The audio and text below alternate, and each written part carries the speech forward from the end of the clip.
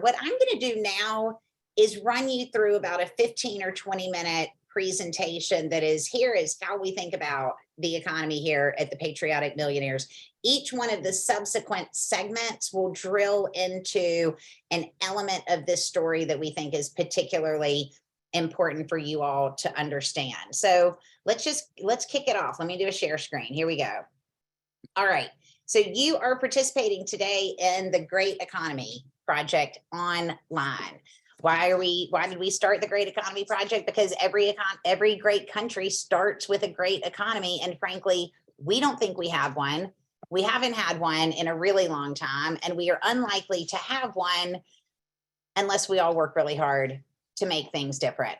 And we believe that this is the case regardless of what political party is in charge. If you look back over the last several decades, working people basically struggle harder and harder to get by. A tiny and increasingly small number of people get richer and richer, and it doesn't seem to change whether Democrats are in charge or Republicans are in charge. So as best as we can figure, we need to put you all in charge, working Americans. So here's the thing. Here's where we are. Can everybody see the screen? Anybody flag if I need to? Okay. So 71% of people in the United States of America think the economy is rigged against them and in favor of the rich. And we've got a really critical message for you to hear tonight. First and foremost, you are right. The economy is systematically and deliberately rigged against working people, and it is destabilizing the entire country.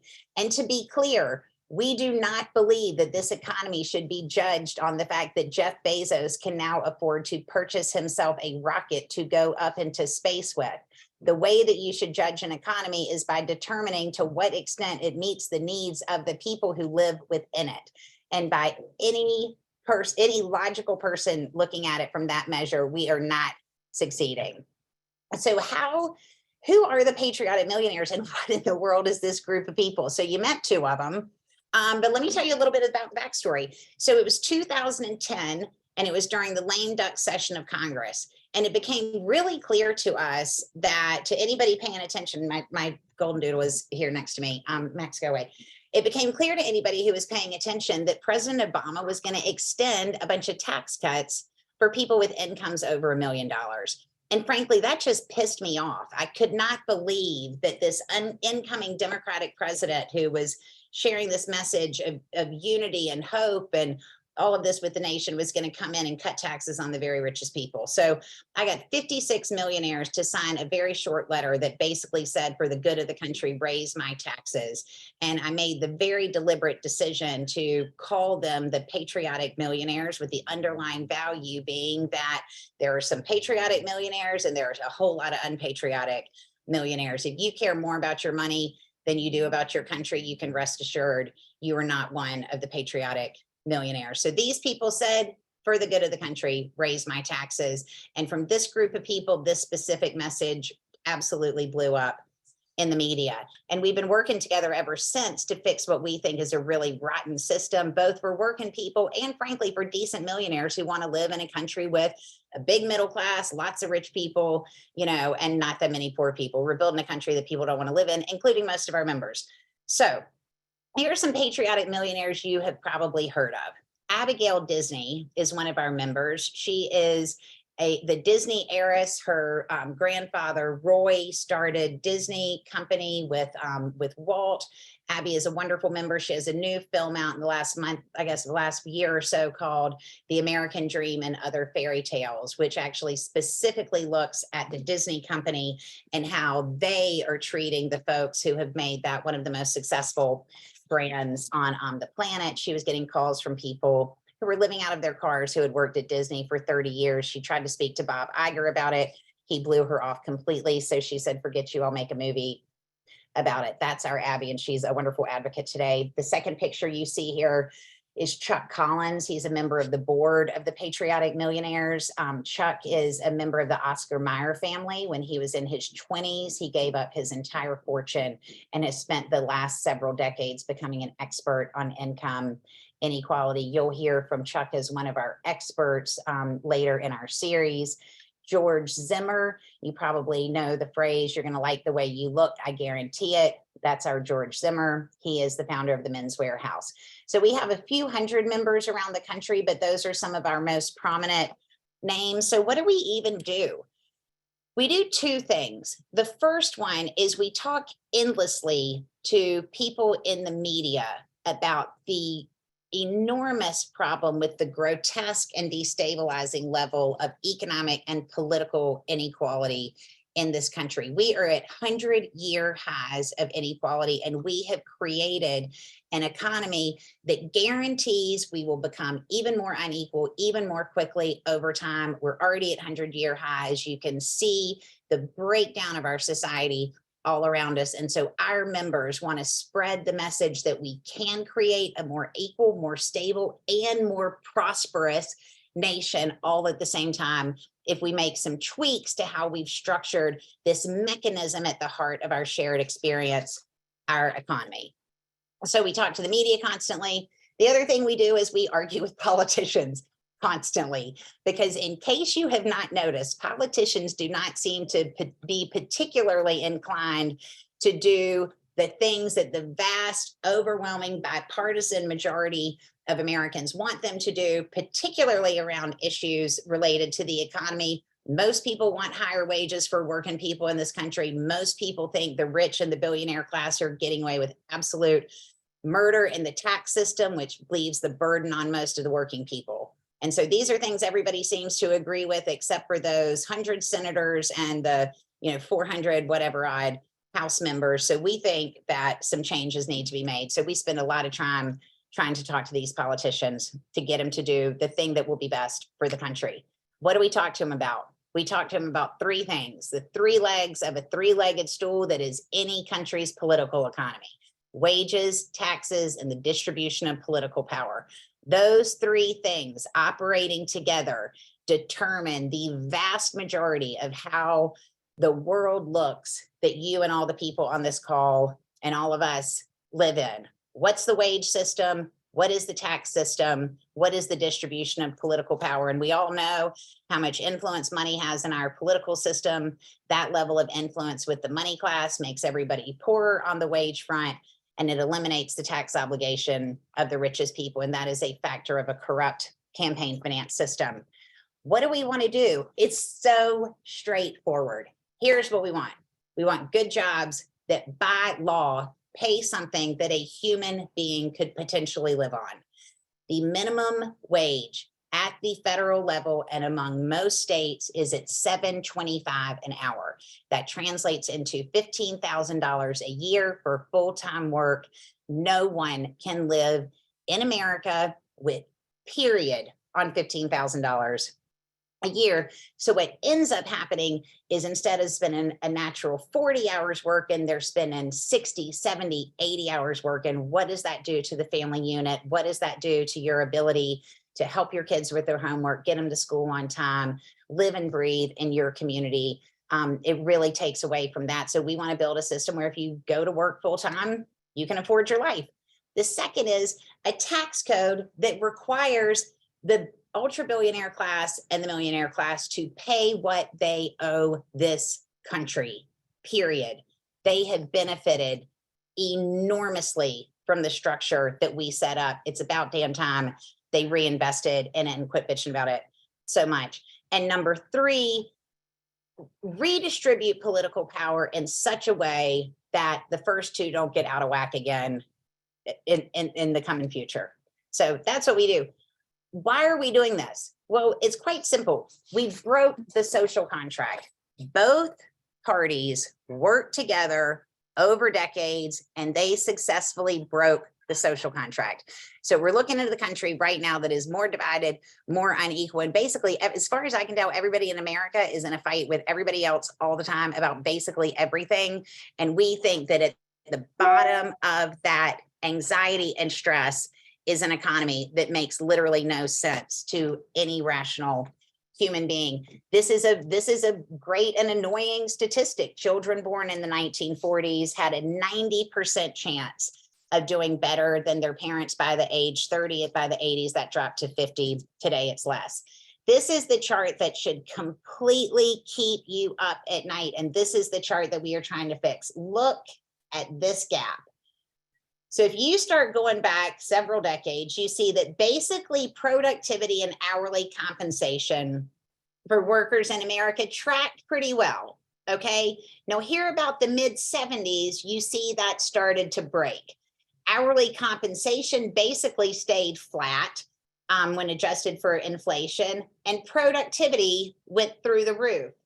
This gap between this compensation and this level of productivity is all of the money that went to the upper echelons of American society. We believe that that is money that belongs to working people in America, period.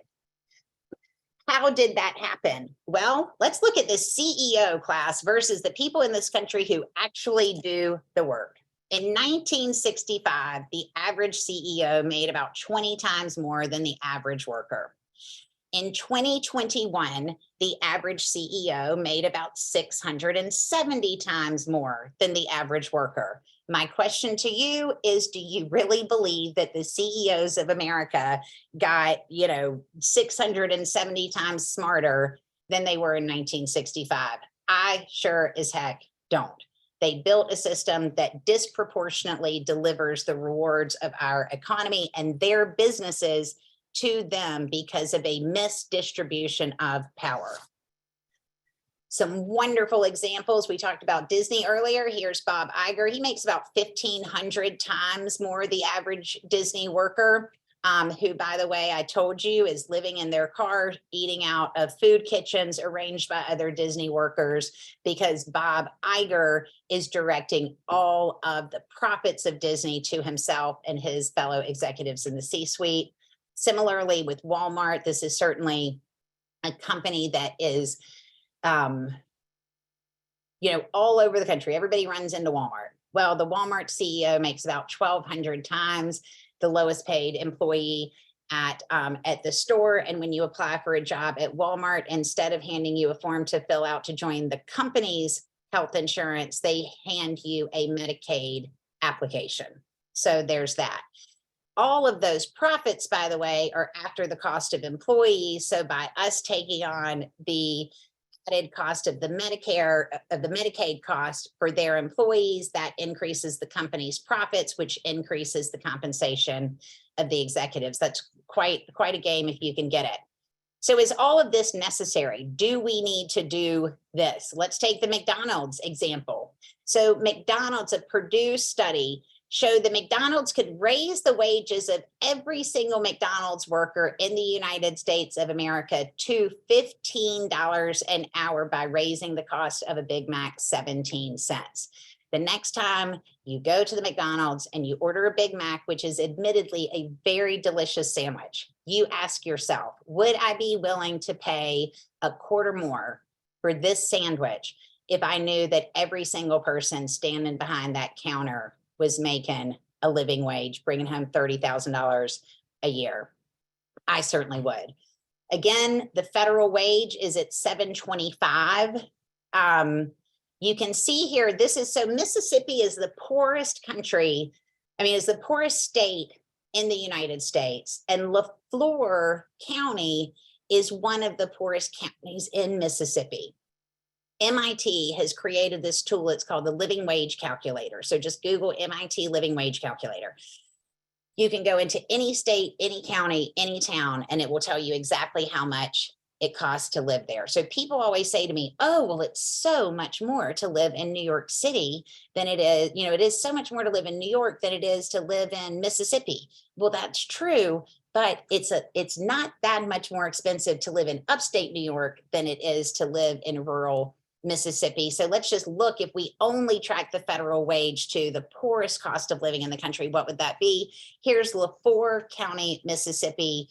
One adult with no children, it will take them $14.28 an hour just to meet their basic needs. If they have a kid, it's about twice as much as that. What is the minimum wage in Mississippi? It's the same thing it is at the federal level. It's $7.25.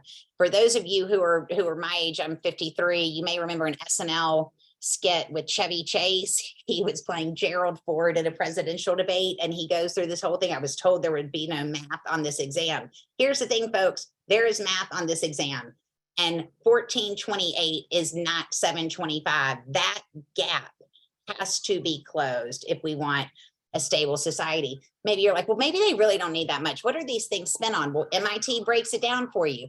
About how much does this have you spending on food? How much does it have you spending on medical expenses, housing, transportation? So just to circle a couple of these numbers, this is about a $4,000 a year annual budget for food. So over 12 months, that's leaving you, you know, about $300 a month for food. So the next time you're going through your, you know, online checkbook and figuring out what you spend at the grocery store, you see if you can get your food cost down to $300 and then call your politician, regardless of what party they're in, and tell them what you learned. We did a search in housing for LaFour. If you have $5,800 set aside for housing, that's under $500 a month. The last time we checked, there was not an apartment available in Mississippi for $400 a month, not a studio, not a room. So there's that. This is not a small amount of people. While a few million people make the federal minimum wage of $7.25, that's a few million people, not very many, 2 or 3 million. But it's the wage floor that is dragging down the compensation of the rest of working folks in America. About 44% of working people in America make $18 an hour or less. There's a great study by Brookings that goes into a lot of detail about who these people are, how much money they make, what their jobs are. And, you know, this low wage workforce, I think of less as the low wage workforce than the underpaid workforce. People like McDonald's try to convince you this is a great first job. Guess what?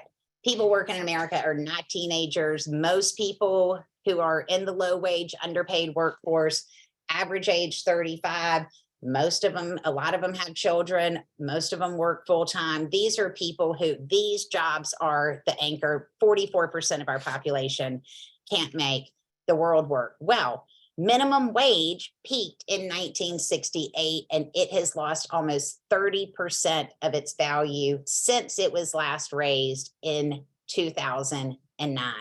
It is 2023. The federal government has not raised the wage floor in America since 2009. Get your head around that for a minute. And go back to that chart that I showed you earlier, this one with that big split, that right there. This is what we're talking about. Productivity went up, wages did not go up. I always like to bring up Henry Ford. He was a racist. He was an anti-Semite, a generally like pretty repellent human being. He had the good sense as a business person to raise the pay in 1914 of the people who worked in his factory, because as he famously said, I want the people who work for me to make enough money that they can buy my cars. Well, he raised their pay to $5 a day for an 8-hour workday. Taken into inflation, what is that dollar figure today? It's $18 per hour. I think politicians of both political parties certainly point to Henry Ford as a successful businessman. This was the business model that he followed. It's unclear to me why they don't think it makes sense to do something like that today. So what has all of this led to over years and years and years of this nonsense?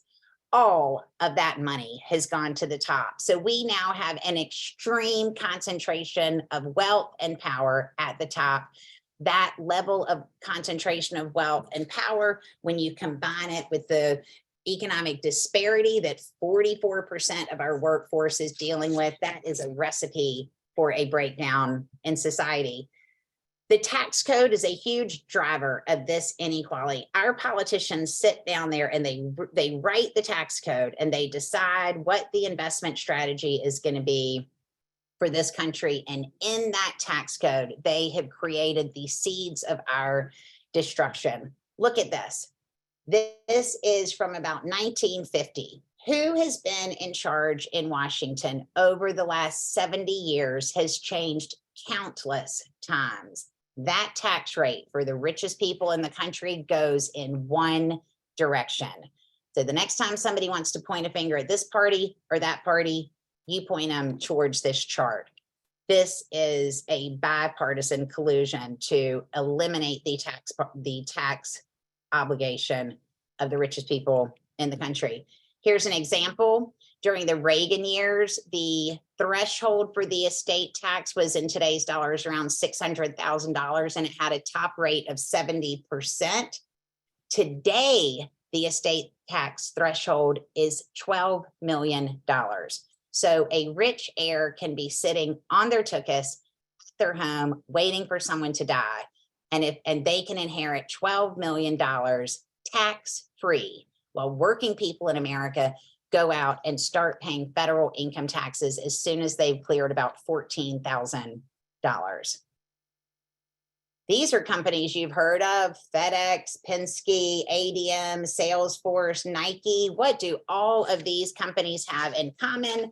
At some point over the last 5 years, they paid exactly zero in taxes.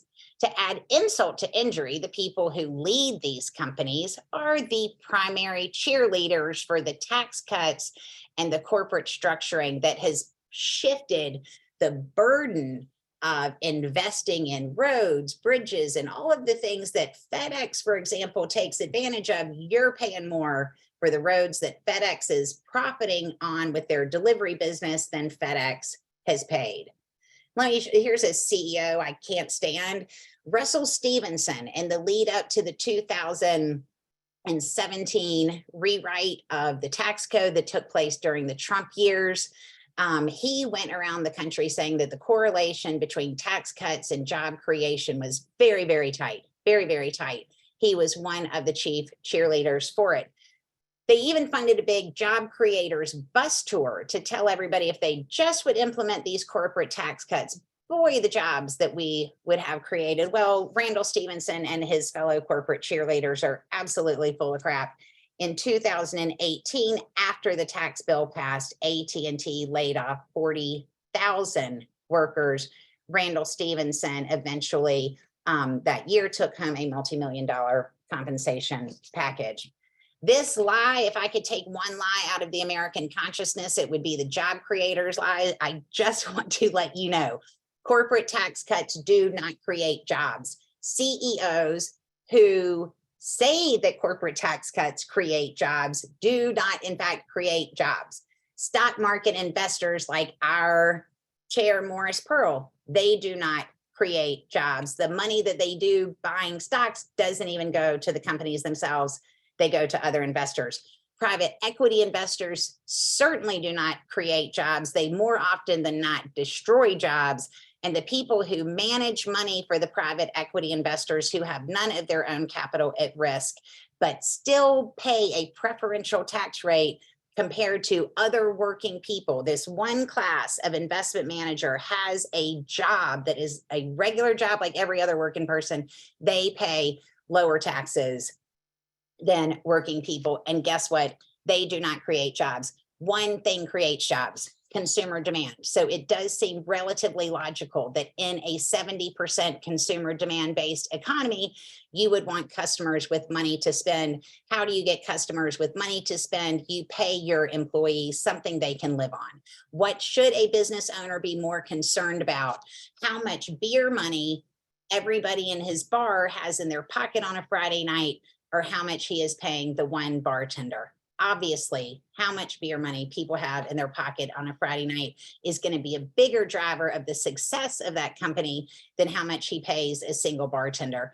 But given that the bartender walks out of his job and becomes a customer, if we don't pay the bartender sufficiently, we end up without consumer demand, the only thing that creates jobs. Y'all know this wooden block game? We've created an economic system that looks roughly like this block game. You keep on pulling enough out of the bottom and enough out of the middle, you load it all on the top, the whole thing falls down. That's where we are. The human cost of this is extraordinary. Today in America, deaths of despair, deaths due to alcohol, suicide, and drugs are at the highest point since they have been measuring it. Life expectancy is going down for the first time in America for parts of our population. Look at the spread of drug overdose around the country. I don't know a human being who has not been affected by this. What is that? That's a broken society, a broken social contract. The areas that have the highest level of economic and family distress are the areas that, of course, suffer more from this. And it is something we can fix. This is not a partisan issue. If you talk to, they surveyed Trump voters and Bernie Sanders voters in the lead up to the 2016 election, 80% of both of those very different political ideologies, those voters said, 80% of them, we need to have a political revolution. Something has gone seriously wrong in this country. How wrong? Let me just point to some examples. If you make $100,000 working, and someone else makes $100,000 clicking a button on an E-Trade account, selling some stock and making $100,000 of profit, the person who worked all year long will end the year $9,000 poorer than the stock market investor. The other way to look at this is that every single dollar that the investor class makes is worth more than every single dollar that a working person makes. So again, there is math on this exam. We have a system where if every dollar an investor makes is worth more money than every dollar that a working person makes, there's no direction that the math can go into except for an increasingly unequal society. It is destabilized the whole exercise. If you own your home, little tiny house, some cute small town in America, and Jeff Bezos owns 2 yachts, 3 planes, 4 Picassos, 8 racehorses, and $900 million worth of stock, you will pay more in wealth taxes than Jeff Bezos pays in wealth taxes. Get your head around that one. And again, as I said earlier, if you paid more than a single penny in federal income taxes, you paid a lot more to run the country than a whole bunch of these major multinational corporations. So what is our goal?